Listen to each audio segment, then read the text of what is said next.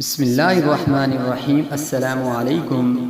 एक दफ़ा खलीफ़े वक्त हज़रत उमर रज़ी अल्लाह तआला अन्हु के घर मेहमान ने क़याम किया। रात को खाने के वक्त चिराग में तेल ख़त्म हो गया। हज़रत उमर रज़ी अल्लाह तआला अन्हु खुद उठे और चिराग में तेल डाल कर ले आए।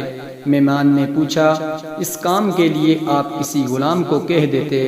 हज़रत उमर रज़ी अल्लाह तआला अन्हु ने जवाब दिया, रात का वक्त है, तमाम लोग सो रहे हैं और मैं चिराग में तेल डालने से पहले भी उमर बिन खत्ताब था और चिराग में तेल डालने के बाद भी उमर बिन खत्ताब हूँ।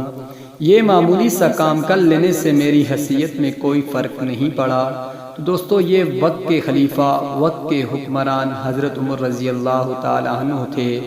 अल्लाह रब्बुल इज़्ज़त हमारे हुक्मरानों को भी इनके नक्शे कदम पर चलने की तौफ़ीक़ अता फ़रमाए।